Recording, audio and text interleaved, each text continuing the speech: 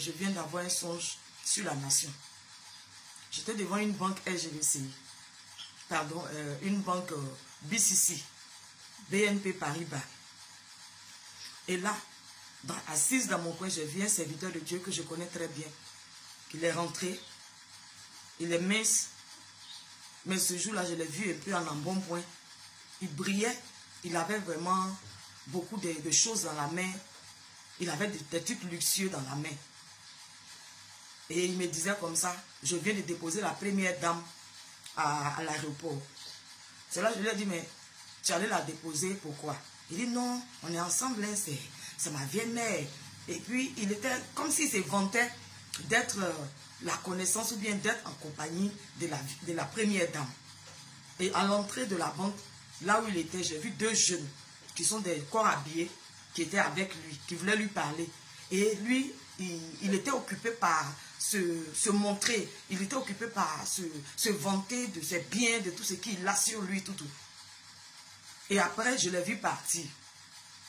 Je voulais sortir de la banque quand je suis arrivé devant l'estrade. J'ai vu rentrer par le grand portail de la banque 3 fourgons.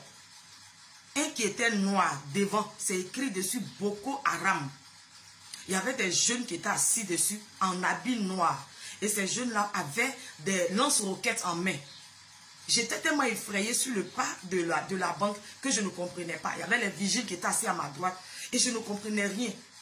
Au milieu, c'était 3 fourgons. Au milieu, il y avait un fourgon sur lequel il y avait le drapeau des États-Unis d'Amérique.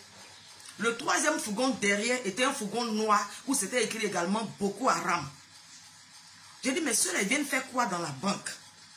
Et j'étais arrêté là, je les vois passer, ils font le tour, ils contournent et ils passent par, ils vont dans la cour arrière de la banque.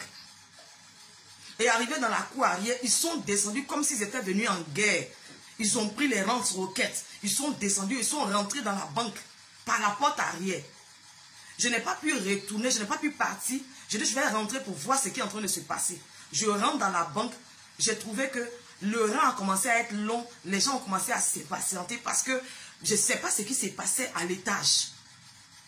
Bien aimé dans le Seigneur, je me suis réveillé et j'ai tellement eu peur que j'ai dit, Seigneur, je ne sais pas ce qui est en train de se programmer, mais des lance-roquettes et écrit Boko Haram qui sont en train de se retrouver dans une banque en Côte d'Ivoire, c'est dangereux pour la nation. Serviteurs et servantes de Dieu, que ce message-là vous interpelle. Nous ne sommes pas au stade de frimer dans cette nation. Le Seigneur a besoin de nous. L'Éternel a besoin que nous, ces serviteurs-là, nous élevons la voix. Nous bâtissons des autels, que nous nous élevons dans la prière, que nous allons sur la montagne. L'heure n'est pas à frimer. Je vous en supplie par la compassion du Seigneur. La frayeur que j'ai eue jusqu'à cet instant, l'Éternel m'a permis de me disposer. Je voulais faire un message écrit, mais je n'arrivais pas parce que ma main tremblait. Alléluia. Je parle à un serviteur de Dieu. L'heure n'est pas à la frime. Vos biens là ne sont pas ce qui intéresse le Seigneur sur cette nation ivoirienne. Ce sont vos genoux qui intéressent le Seigneur. En bon entendeur, salut. Le Seigneur compte sur nous, serviteurs et servants de Dieu dans la Côte d'Ivoire, pour que l'ennemi ne puisse pas venir s'aimer ce qu'il est en train de programmer.